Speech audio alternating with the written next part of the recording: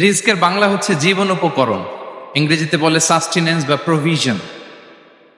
অর্থাৎ জীবন পরিচালনায় একটা মানুষের যা যা লাগে তা সবই রিস্ক। শুধু আমরা যেটা খাই, যেটা উপার্জন করি, শুধু এতটুকুই রিস্ক নয়। এটা অনেক ওয়াইডার সেন্সে আমাদেরকে চিন্তা করতে হবে। আমরা আমাদের পুরো জীবন জুড়ে যা পাই, যা খাই, যা অর্জন করি, যেটা লাভে ধন্য হই, সবটাই রিস্ক। আমরা অনেকে যে বুঝি যেটা আমরা খাই, যেটা উপার্জন করি এটা রিস্ক, এটা যে একেবারেই রিস্ক নয় সেটা নয়, তবে এটা আংশিক সত্য, এটাও রিস্ক।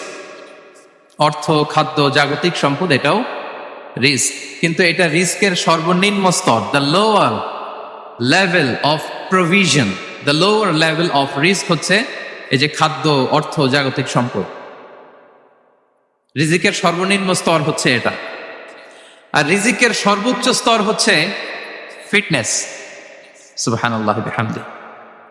আমরা অনেকে এটাকে নেগলেক্ট করি, গুরুত্ব দেই না, কিন্তু এটাই রিজিকের সর্বোচ্চ স্তর, ফিটনেস। আপনি ফিট থাকা, অর্থাৎ ফিজিক্যাল অ্যান্ড মেন্টাল ফিটনেস, শারীরিক এবং মানসিক সুস্থতা, এটা রিজিকের সবচাইতে উচ্চতম স্তর, দ্য হায়ার স্টেজ অফ রিস্ক, প্রভিশন, সাস্টেনেন্স, ফিটনেস, সুস্বাস্থ্য, শারীরিক এবং মানসিক সুস্থতা।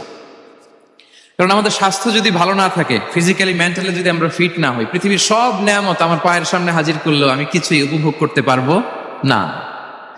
এজন্য এইটা সবচাইতে বড় রিস্ক। এবং রাসূলুল্লাহ সাল্লাল্লাহু আলাইহি ওয়াসাল্লাম তিনি বলেছেন যে নি'মাতান মাগবুনুন ফীহিমা কাসীরুম মিনান নাস, আস-সিহহাতু ওয়াল ফারাগ।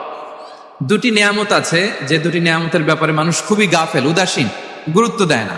তার মধ্যে একটা হচ্ছে আস-সিহহা, সুস্বাস্থ্য, আর একটা হচ্ছে আল ফারাগ, অবসর। আমরা যখন খুব ব্যস্ত হয়ে পড়ি, নাভিশ্বাস, সময় নাই, খুবই রাশিং, তখন বুঝি যে অবসরের কত দাম। আবার আমরা যখন ফিজিক্যালি উইক হয়ে পড়ি, অসুস্থ হয়ে যাই, তখন বুঝি সুস্বাস্থ্যের কত দাম। তো রিজিকের সর্বনিম্ন স্তর হচ্ছে, প্রিয় ভাই এবং বোনেরা, খাদ্য, টাকা পয়সা, জাগতিক সম্পদ, এগুলা। আর রিজিকের সর্বোচ্চ স্তর হচ্ছে fitness, physical and mental fitness. আর রিজিকের সর্বোত্তম স্তর হচ্ছে পুণ্যবান জীবন সঙ্গী এবং নেককার সন্তান, ফায়াস ওয়াইফ অ্যান্ড চিলড্রেন। সুবহানাল্লাহি ওয়া বিহামদিহি। একটু খেয়াল করে দেখেন যে আমার লাইফ পার্টনার, আমার জীবন সঙ্গিনী, সে যদি আল্লাহওয়ালা হয়, সে যদি ভালো হয়, আর আমার সন্তানটা যদি আল্লাহওয়ালা হয়, আমার ঘরটাই তো জান্নাত, ঠিক কিনা? তো এটা হচ্ছে রিজিকের সর্বোত্তম স্তর। জীবন সঙ্গিনী সে যদি নেককার হয়, আল্লাহওয়ালা হয়, মুতিয়া, কানিতা সে যদি হয়, আর আমার সন্তান, আমার চিলড্রেন, সেও যদি ফায়াস হয়, তাহলে আমার ঘরটাই হচ্ছে paradise, a piece of paradise in this দুনিয়া। সুবহানাল্লাহ। আমরা আম্মাজান খাদিজাতুল কুবরা আত-তাহিরা রাদিয়াল্লাহু তাআলা আনহা, ওনার কথা জানি যে বিষ্ণু ঈসা ইসলামের স্ত্রী আমাদের আম্মাজান রাসূলুল্লাহ সাল্লাল্লাহু আলাইহি ওয়াসাল্লামকে বড্ড ভালোবাসতেন, আগলে রাখতেন, সবসময় মেন্টালি সাপোর্ট দিতেন, ফিনান্সিয়ালিও সাপোর্ট দিতেন। বিষ্ণু ঈসা ইসলামকে আম্মাজান খাদিজা এতই ভালোবাসতেন, বিষ্ণু ঈসা ইসলাম বলতেন, রুজিকতু হুব্বাহা, আমি খাদিজার ভালোবাসাকে রিজিক হিসেবে পেয়েছি। সুবহানাল্লাহ।